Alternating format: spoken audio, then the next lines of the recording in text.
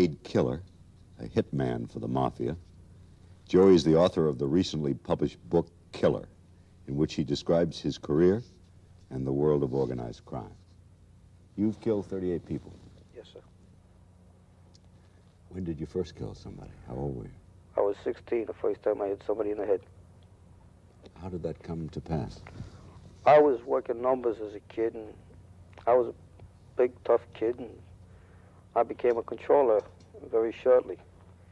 And one day, a guy come to me, said, I got a job for you. I said, what is it? He said, I want you to hit somebody in the head. I looked at him. I said, when do you want to know? He says, by tonight. I said, all right, see me tonight. So I thought it over. You know, if I turn this guy down, all my life I'll be scuffling. I'll be looking to hustle or make $1 somehow or other, you know. If I take the job, I'm somebody, if I do it right. So I decided to take it. And in them days, I was paid what I considered a fortune. And after I did the job, guys who used to see me, you know, and just sort of fluff me off, you know, like that's just another kid walking around, suddenly were, hi kid, how are you? You know, things like that. All of a sudden I had new friends I didn't even know I had. How much were you paid to kill him? $5,000. At 16. That's correct. How did you kill him? I walked up behind him and I shot him in the back of the head. Why did you kill him? Because I was paid. Do you know what he did? I didn't ask. It was none of my business. Who hired you? Not the name of the man. I mean, was it an organization? It was part of an organization, yes. Did they tell you why he was had No. to die? You didn't ask? No. It was none of my business. You ain't supposed to ask. They offer you a job. You take the job, you do it. You don't take the job, you don't do it. It ain't your business to know unless it happens to be somebody where, as you go by, you get a reputation. What does, and they're gonna knock somebody down and somebody you. Did you ever wonder about that person? They had a wife or children, or? I don't worry about any of them. The same as if somebody comes after me, he ain't gonna worry about me. Ladies and gentlemen, boys and girls, this is the No News, Just Facts podcast. I played that clip. That is a clip called Confessions of a Hitman, in which basically the guy was in cahoots with the mafia. And yeah, that's what he did. If you were listening to it at all, like I was, I really played that clip just to signify something of money. Money makes the world go round. Money will make people do anything it wants them to do. Even if you're just somebody who, if you came into money right now, you say you would act, you would still be normal, but everybody has a price, man. And so right off the bat, I just want to get into a rant about haircuts. I know, right? What a segue. Haircuts. So for the longest time, haircuts have been like a mainstay in the black community, you know, whether it be black women when it comes to them having a certain type of like self-care, and just being able to get a song, you know, spend hours at the salon to get their hair did, sew-ins, wigs, weaves, whatever have you. That takes time and that takes money. And the significance of how much money a aforementioned style of hair costs now in the beauty salon, I'm sure is a fortune. I'm sure it costs a fortune. And I haven't even gotten into the main thing of my rant. And I'm going here, and I'm just gonna be honest and say that, like, as a black man, the whole entire ordeal of getting a haircut has just like it's skyrocketed. It's skyrocketed, man. Like a haircut used to be when I was 15 years old. A haircut was probably $10 to $15, right? Haircut was about $10 to $15. You get your standard number one or your number two. Number one is a fade. You're not cutting it all the way off. And number two is like you damn near bald. Like you all the hair is almost all your hair is coming off,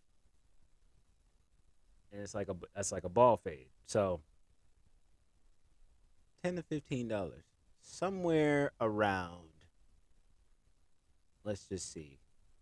Still, that's around when I was 15. When we get to like it being like, I don't know. I'm 30 now, right?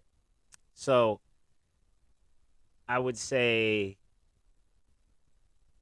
everything was all good. So it goes up to like $20, $25. That's still all right. $20, $25 is still reasonable. You still gotta go. That's reasonable. Now barbers are able to use more than just, hey, you gotta have cash in your hand when you're doing a transaction. It could be Cash App, Apple Pay. It could be Zelle. It could be whatever. Um, the transformation of barbers. It's just so different now. It's a ever growing business, and it's like now a haircut goes from just $20 to $25 to now haircuts are like $30 and up. Haircuts are literally $30 and up now. You can't go to any barber and find one that is $20, $25. Everything is 30, 35. After that, if you spending $45 on a haircut, you may as well be a rapper. You may as well be a rapper because you're getting gypped, sir. You're getting gypped. I'm not listen. A lot of us have regular jobs. I'm not Durkio, man. I'm not what's dude's name that says he pays like $500 for a haircut? YK Osiris. I'm not YK Osiris. I don't got $500 to spare for you, sir. I know you're a barber and you got to get your money like everybody else, but like you charging like $45 and $60 for a haircut is wild, mad, outrageous. It's outrageous. All you doing is getting the hair off my head and giving me an edge up, lining up my beard, And then that's another thing. That's another thing. Back then, when haircuts costed like $25, they would. I'm sure it's still a thing. They would do a thing where it's like it's $10 extra to get your beard lined up, and then to get an edge up. It's like, what is that? It's like, what is that? Like, why? Why would you charge me extra for an edge up and the beard when you know I'm not about to go home and go do my own beard? Like, come on, bro. Like, I just thought that was a crazy observation. I thought about that and I was gonna write it down, but I'm like, it's better if it just comes off the top of my head. Cause like, I mean, I know that like 2020 happened and everybody had a rough year, and probably the most roughest year was for like beauticians and hairstylists and barbers. Those people, everybody in that industry had the worst year. They basically some barbers were basically risking their lives to keep their business going. And I understand that, but like at the same token, you gotta just remember that everybody is still going through this thing. We all still going through this thing together, and it's not like it's fully over, but it's like inflation is a real thing. You know, everything is going up. The last thing I want to, the last thing I want, like I said, the last thing I want to be doing is paying $50 for a haircut when gas is already high enough as it is. I don't want to have to go be cutting my own hair. Like I could do that. I mean, they got a whole thing on Amazon where you can buy like a haircut a brush that's like basically like a what is it called? It's like they store the clippers in the brush, so all you got to do is just and that's it. And then all you got to do is go to like a edge up your own hair or go to the barber and just get like a $10 edge up. I mean, I'm not telling nobody to go do that, but I mean, hey, that's what you would do if haircuts costing too much, you know. We gonna be moving on to the next thing, man. We gonna see what's going on. Okay, so this happened to yesterday, or this is like recent news. So Dave Chappelle, Mr. Controversy to the media, has been rushed by somebody on stage while he's performing his set at a Hollywood at this what is it called? The Hollywood Bowl on Tuesday night. According to people who attended the show and footage circulating on social media, the man was carried away on a stretcher. He suffered a broken arm and a dislocated shoulder. But let's look into the footage. History. So he's just like attacked with Russian. History. Says someone just ran on. Thank you, son. It was a trans man.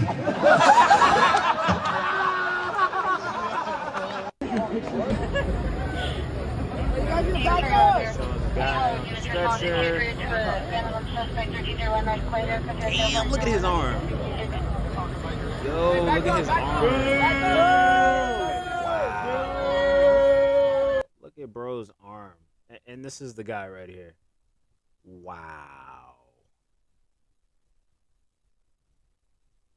So this is the guy. I think that you know what? This might just be my picture for this is the picture I'm gonna keep up for my podcast for the rest of this podcast. What would bro? Why would you attack somebody for talking?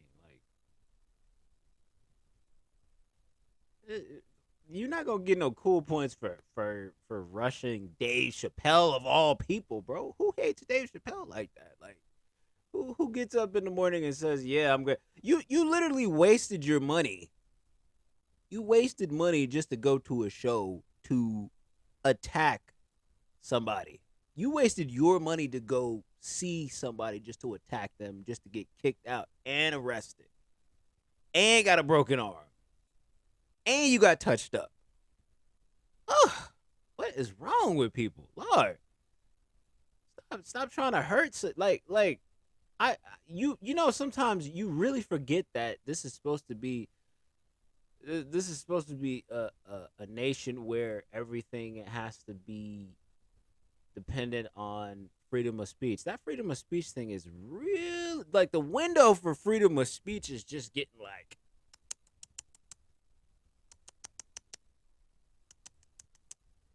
like the window is just sliding down ever so slowly on that freedom of speech thing. Like it's just slowly the gatekeepers and the suits and the highest part of the power that controls everything is just like making it known that that free speech thing is BS and your free speech isn't really free speech.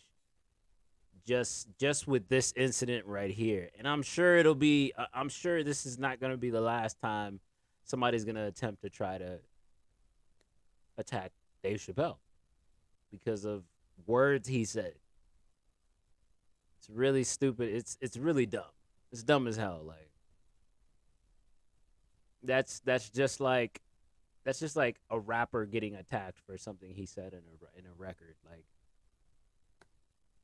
it's like you're damned if you do, you're damned if you don't. You know? It's just a reminder that everybody doesn't like you.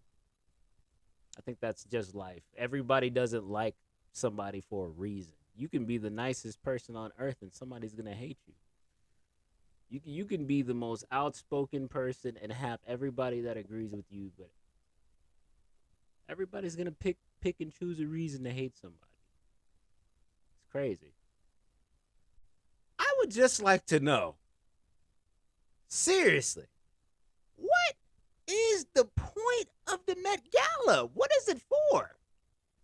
What is the Met Gala for? Let me look this up. Because the Met Gala happened, right? This is the Met Gala. This is what Westbrick dressing in God knows whatever this is, with a top hat on. The audacity, the unmitigated gall of this man to be wearing that. This is crazy. Boy, this is crazy. This is crazy. This takes everything he's ever worn to an NBA game, just puts it on top of a scaffold. He puts it over the top with this, like.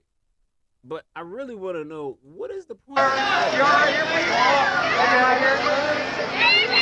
What is the point of I'd really like to know, what is the point of a Met Gala? What is the point of it? Look at Future. What is the point of a Met Gala, bro? What is the point? Let me look into this real quick. Let me look into what is the what do they do a Met Gala even for? Like, what's the point of a Met Gala? Let me see real quick. Let's read up on it real quick. Met Gala. What is it? What is it? What's the Met Gala, bro? What is a Met Gala? What is the purpose of a Met Gala, bro? What is the purpose of what is inside a Met Gala? Somebody asked, what is inside of a Met Gala? You know what? Maybe Wikipedia could help me. The Met Gala, or Met Ball, formerly called the Costume Institute Gala or the Costume Institute Benefit, is an annual fundraising gala held for the benefit of Metropolitan Museum of Art's Costume Institute in New York City. It is popularly regarded as the world's most prestigious celebrity fashion event, and an invitation is highly sought after. Celebrities globally representing diverse professional spheres, including fashion, film, television, theater, music, business, sports, social media, and politics, are invited to the gala, organized by multinational fashion magazine Vogue. So this whole thing is for a Museum of Art Costume Institute. And you know what? It still doesn't tell me what they do.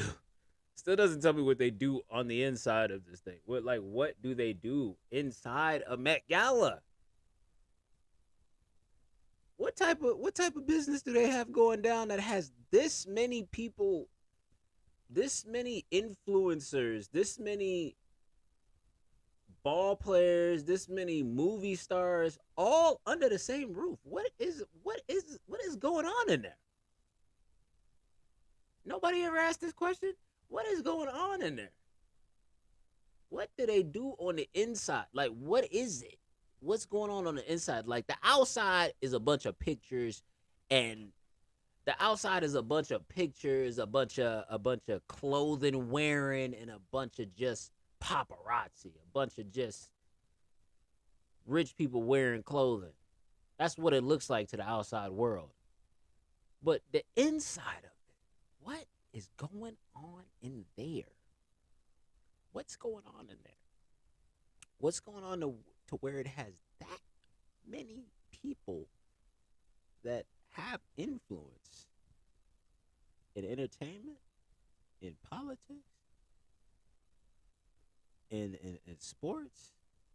These are all people that all get paid handsomely, by the way. What is the Met Gala really? Think about that for a second. What is it for real? For real? What is it? What is it? I've never known. I've heard about the Met Gala for years. Since I've been alive, since since I got out of high school, since whatever. I have always heard of the Met Gala, and I have never known what it was.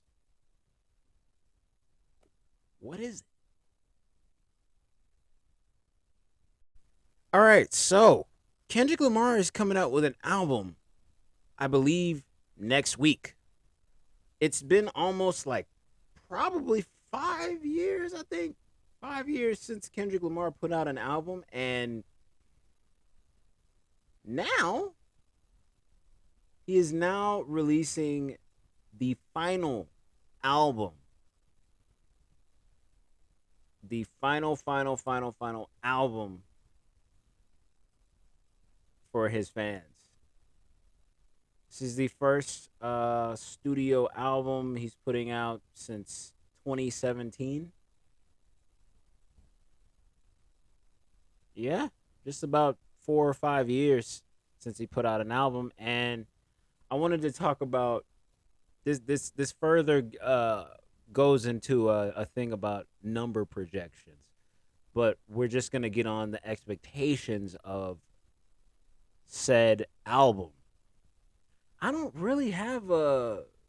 I'm gonna be honest. I don't really have an expectation of the album. The reason why I don't have an expectation of I don't really have like a low expectation for his album, because regardless whether you like it, whether you hate first of all, I know it's gonna be like the younger generation that's gonna be taking big craps on it because it's Kendrick Lamar, and he's rapidy rap. Even though he's tried to appeal to the younger generation, he's a spitter. At the end of the day, that's his mo. He's a spitter. He's a rapper. He's a rapper's rapper. He's gonna rap, rap, rap, bar and lyrics and just metaphors and schemes you to death. And in this newer generation, these kids like more rappers like Yeet or Playboy Cardi. The microwave stuff, not the slow cooker stuff, the microwave stuff. So my expectations of this album are, like I said, I don't have any expectations, because one of the gatekeepers is about to just sit down and not make music. Well, I don't think he's not gonna make music anymore. I just don't think he's gonna be making albums anymore. I think he's gonna stop making albums. He's probably still gonna be doing A&R stuff. He's probably still gonna be doing features, but I just don't think he's gonna be doing albums anymore.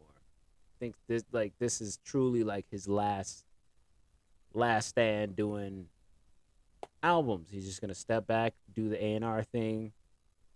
I mean, kind of like the same way I think J. Cole's gonna do. He's just gonna make one more album, step back, do the A&R thing, take care of his family, and just be the guy behind the scenes who gets rappers signed to his label. And I really do want to go into like rappers and rappers being signed to other rappers, because that sometimes is very detrimental to a rapper's career. It doesn't matter of fact, we're not even just talking about rappers, but singers as well. It's very detrimental to their career sometimes if you make the decision to decide to go be the artist that's signed to an artist. I'll get into that in a second, but I want to get into the numbers projection thing for a second. There is a let me see here. Let me see if I can find the post really fast, because I'm gonna ask the question, like, why do first week number projections even matter? Like, why does that even matter? I'm gonna get to it in a second. So Roddy Ricch's A&R Kifa shared his thoughts on first week album sale projections. All this forecasting, and I quote, projections for album sales before shit even comes out is weak. That shit is slowly ruining the industry. it's becoming less and less about the music and more about these fake ass numbers. Numbers that's being purchased at that. Y'all got it though. And then the next post he says, now to be fair on the scale on which music is consumed in today's world, 2022, how many times consistently can I get you to listen to my song slash album over and over again so it streams? Versus 2005, how many people can I get to go out and buy my physical CD? Physicals are basically outdated, and I feel the same with the Billboard charting system. Imagine if they took the artist's first month's album sales and streams, and then it could be eligible to chart versus pump and dump first week numbers with no shelf life and projects spiraling down. There's gotta be some way to correct this shit, to give people more than just a week to consume these bodies of work that these artists put so much work into. I'm just saying. Okay, so basically, like he just said, why do first week projections even? Why are projections even a thing for albums, projects, albums, whatever? Why are those even a thing? I don't understand. Like, why do you get why like outside of the record company, right?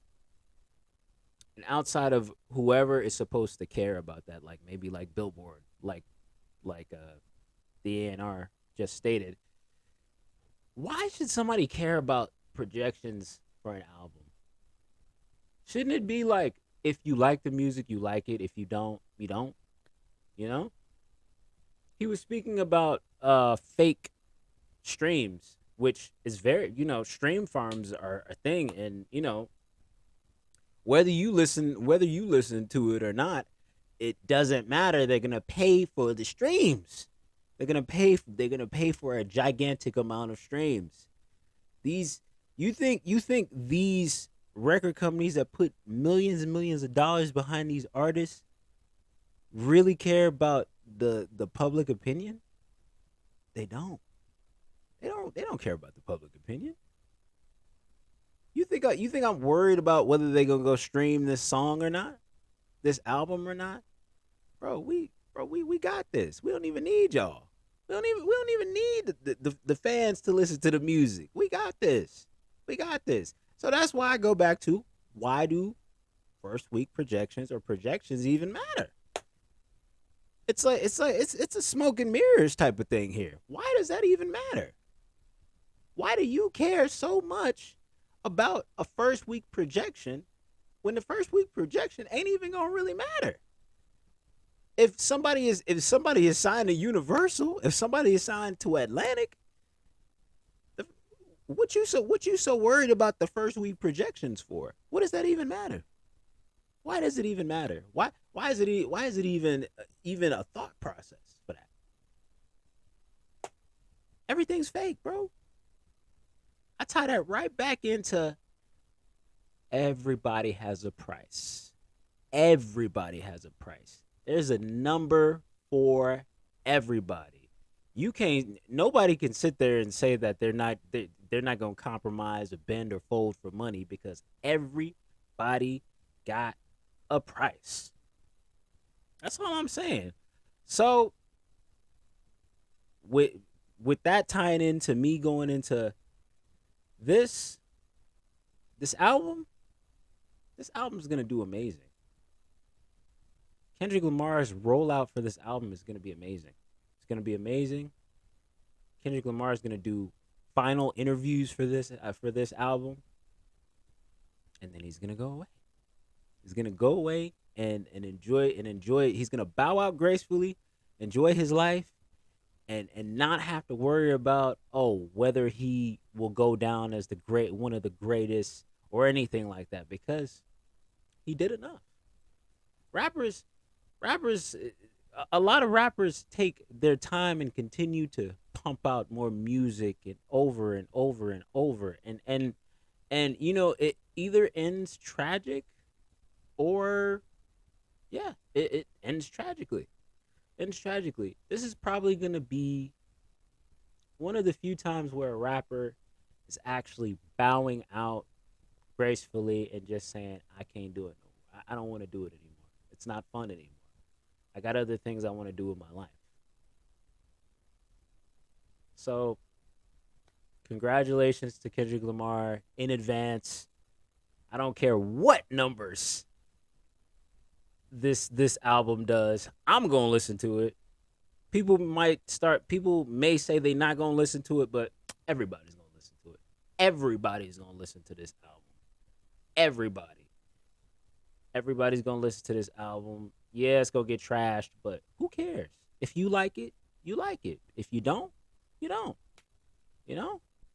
So, Facebook is removing all podcasts from the platform on June 3rd. Like I believe it's like the little thing that's like similar, like of course it's like similar to like Clubhouse or whatever, in which like you can like host your podcast in like a room or whatever, and people can like also like you could have an amount of people in a space or whatever. You can have an amount of people in a space or whatever. I don't know. I never actually did it, so I don't really. I only have experience with the Clubhouse platform. I believe I have tried the Twitter platform as well, and how they basically everybody was just stealing Clubhouse's platform and putting it on their app. That's what it is. And Facebook is pretty much just saying, "Hey, we're done doing that, and you're not going to be able to do it anymore." So, it's just like it just seems like it was like a test trial run or something like that. So, I mean, it ain't nothing to cry over. I mean, if you already have a podcast like I do, you don't really care about this, then you're gonna be good. But if you're somebody who relied on that to be your bread and butter, I don't know what to tell you. I mean, mics don't cost a lot of money, and getting a webcam or a camera does not cost a lot of money. So I would tell you, hey, go get a camera, go get a webcam, go get a microphone, and podcast like that. Just do it. Just do it. These without the creator, Facebook is nothing. Without the creator, Instagram is nothing. Without the creator, YouTube is nothing.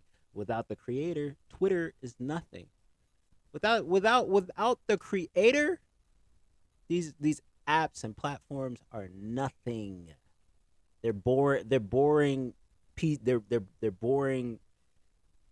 They're boring little obstacles that nobody's gonna use without the creator. So that's what I would tell anybody who is on Facebook that does use that platform, that was using that platform. Just put your digital footprint in out there the way you can. So what are they gonna do? Delete all your podcasts from YouTube? No. What are they gonna do? Delete all your podcasts from Twitter? No.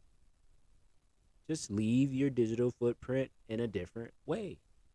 You don't need the little thing that they added on Facebook or the little thing that they added on Twitter. Elon Musk owns Twitter now anyway, so he's gonna change everything up on Twitter anyway, so it doesn't even matter. So just leave your mark in a different way. Ladies and gentlemen, boys and girls, this is probably gonna be the last thing on this podcast. Oh wait, no, I do have one more thing I do have to highlight. I'm gonna have a new segment on this podcast that'll probably turn into a show. But we're just gonna start here. So Drake responds to a fan that trolled him about having ghostwriters. And I read, and it quotes. Champagne Poppy says, Imagine your son makes the league, and he's Ja or Melo or Alonzo. All you can do is be elated and competitive and over supportive, and it's a rite of passage to that. The OGs talk shit. I know I'm gonna be this way even if my son is in a Rubik's Cube competition, as you should, because you are a.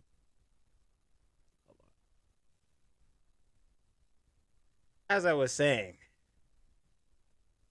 Champagne Poppy says, imagine your son makes the league and he's Ja or Mello or Alonzo. All you can do is be elated and competitive and over supportive. And it's a rite of passage to that the OGs talk shit. I know I'm going to be this way even if my son is in a Rubik's Cube competition. Setibo underscore Y Bagnum. That's the name I see. At Champagne Poppy and says, your son probably played with Ghost Riders. I thought that was pretty funny. Champagne Poppy replies to Setibo underscore Y Bagnum, I just followed your girl because she's probably miserable and needs some excitement in her life.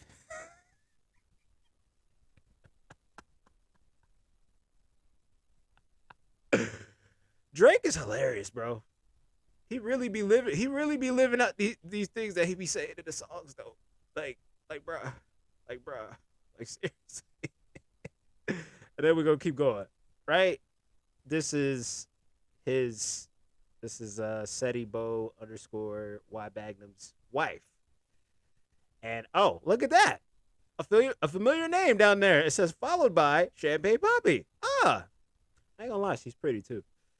That's hilarious. Oh, hey, Champagne Poppy. That's funny. That's funny as hell. So she says, my husband decides to be a troll, and now Champagne Poppy thinking I need excitement in my life. This is pretty funny. I ain't gonna lie. Like I said, Drake be living everything he be saying in these songs, man. He really be trying to change these females' lives, man. Y'all go stop playing with these celebrities, man.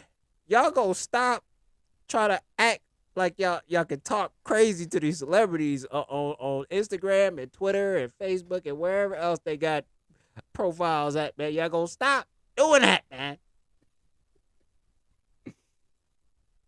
Ladies and gentlemen, boys and girls, this is going to be the last thing of this podcast that I like to call Flowers. It is a segment in this podcast where I give a specific artist who was hated on previously their flowers. So we're going to start with Marcus Jamal Hopsin, a.k.a. Hopsin. And you might be asking, why or who the hell is Hopsin? Hopsin is a rapper from Panamera City, Los Angeles, California. Some may describe his style as that of Eminem because he, a lot of the way he sounded was like Eminem. A lot of his style comes from Eminem.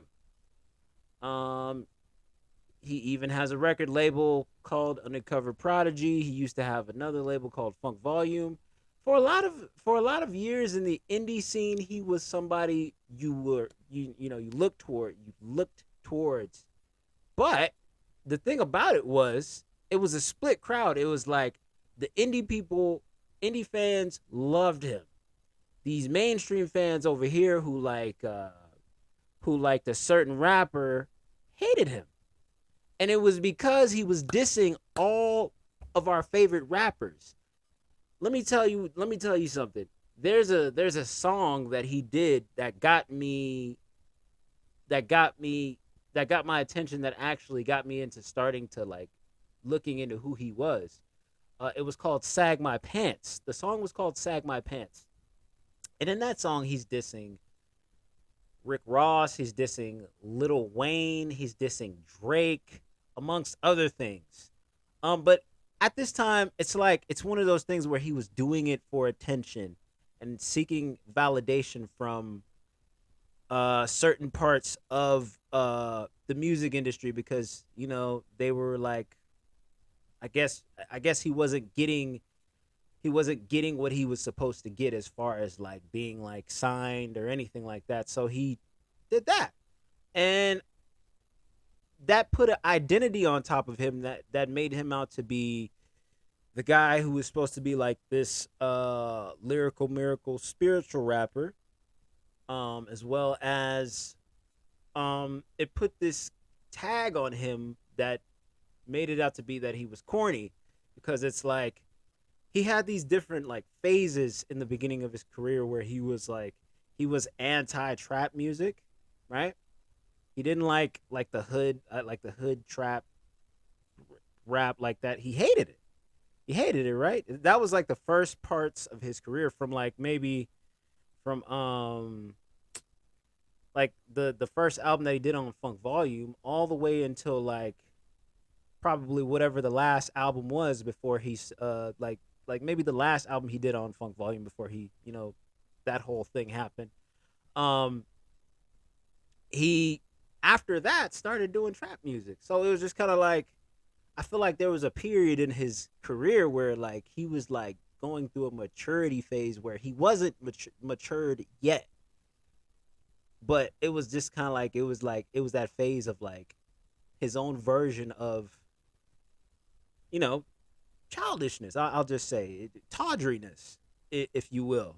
Um, through all that, I still thought he was an incredible rapper, even though he dissed some of the rappers that I actually liked and everything like that. But that was just like to have that was just like to like seal an identity. Whoever like what he is now is a rapper who made it through all of that and is still able to put out music and still say, "Hey, I'm still making whatever I'm making from past albums, and I don't even have to put out I don't even have to put out albums anymore. I can just put out singles for the rest of my days." So, with that regard, the groundwork he did with Funk Volume, all the way up until now, that man deserves his flowers. It was cool to hate on Hopsin because everybody thought he was corny. Everybody thought he was trying to be Eminem. Everybody thought he was doing this. Everybody thought he was doing that. It was okay. It was a mainstay to call him corny. But now, at 35 years old, the man's a legend. He left his mark in the music game. I don't care what anybody says. This man produces his own music.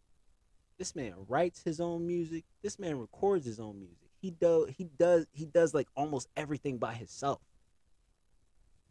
Why would you hate that? Why would you even remotely be mad at somebody for doing and having an indie spirit? I mean, yeah, I know he was dissing rappers, but like, what rapper hasn't dissed people for attention? 50 Cent, when he first came out, was dissing a bunch of rappers that people liked. Yeah, he got hate for it. But after a while, people stopped caring because he was actually good at rapping. And he could like capture the essence of a room with what he spit. Or what antics he could put together. You know? There, like I said, there are Tupac.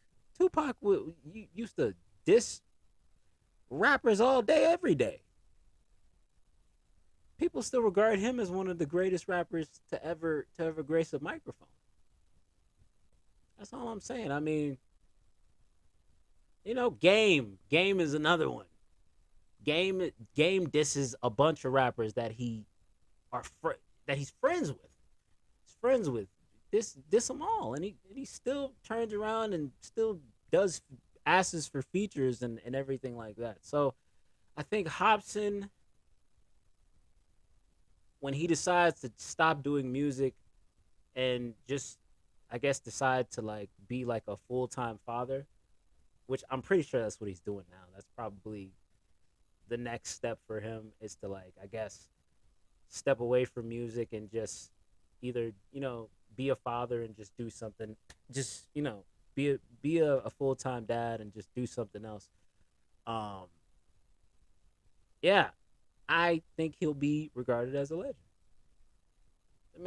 This man put more than probably about 15 years into this game. So for that, Hopsin, you deserve your flowers. that is the end of this podcast. And you guys, take it easy. And I will be back with another podcast.